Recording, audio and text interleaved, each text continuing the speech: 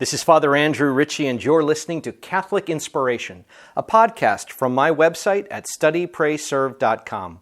These homilies, presentations, and retreats form part of my ministry as a Catholic priest for the Diocese of Superior. And now I invite you to open your hearts to some Catholic inspiration. Today is Friday of the fourth week of Easter. Our first reading is taken from Acts of the Apostles, chapter 13, verses 26 to 33. When Paul came to Antioch in Pisidia, he said in the synagogue, "My brothers, children of the family of Abraham, and those others among you who are God-fearing, to us this word of salvation has been sent. The inhabitants of Jerusalem and their leaders failed to recognize him, and by condemning him, they fulfilled the oracles of the prophets that are read Sabbath after Sabbath.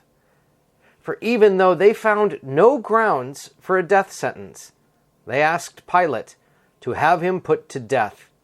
And when they had accomplished all that was written about him, they took him down from the tree and placed him in a tomb.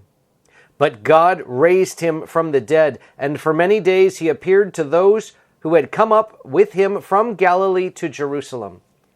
These are now his witnesses before the people.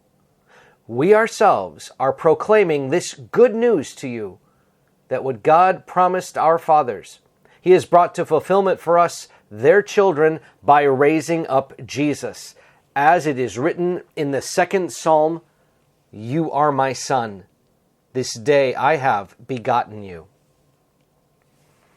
Now this passage builds on what we heard yesterday. So this is chapter 13 in Acts of the Apostles. Again, St. Paul is on his first of the three great missionary journeys, and this is his first speech that we have recorded.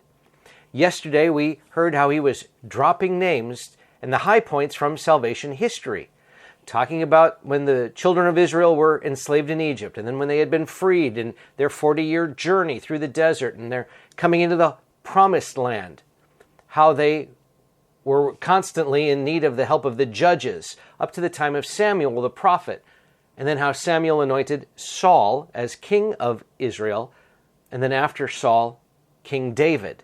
And of the lineage, Jesus, the Messiah, would come, testified by John the Baptist. We got a lot of salvation history that we heard of yesterday. Today, Paul is building on all of that, and hear how he's talking about over and over again how Jesus is the fulfillment. They failed to recognize him, even though he fulfilled all the oracles of the prophets. He was innocent and yet put to death. He was raised from the dead. There are witnesses to this. And now we have this good news that God has raised up Jesus. And then St. Paul sums it up with a line taken from Psalm 2. "You are my son. This day I have begotten you." So yesterday I talked about how salvation history, we need to know our story, our history, to understand how Christ fulfills it. Today the focus is all about Jesus and how Jesus is the fulfillment to all of the Old Testament. Simply put, the Lord is the answer to every question that we hear about in salvation history.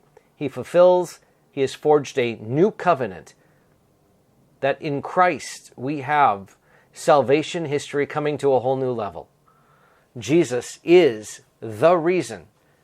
And therefore, we not only learn our Old Testament history, but we make sure that we focus on and dwell on the words of Christ, the teaching of Christ, the example of Christ. And that means then that we focus in a special way on the Gospels, Matthew, Mark, Luke, and John. We take time to dive deep into what did Jesus say? What did Jesus do? Because if we know our history and then we study Christ, we draw near to Jesus in the Scriptures, the Lord will touch our hearts. The Lord will be with us. The gospel reading we have today that we're going to pick up on is taken from John chapter 14. This is 1-6, and it ends where Jesus says, "I am the way and the truth and the life. No one comes to the Father except through me." Friends, if we know our history and then we reflect on who is Jesus, we spend time in the Gospels, we understand what the early church came to learn and love about the Lord, that opens our hearts, that we will draw near to the one who is the way, the truth, and the life, the one who is the Lord, that we reflect on Jesus so that we can be with Jesus and proclaim his good news to the world today. God bless you all. This is Father Andrew, and I hope this podcast inspires your faith. Now, if you found it helpful, please share it with a friend, and you can help me by leaving a rating and a review. I keep all my listeners in my daily prayers, and I ask for your prayers in return. God bless you, my friends.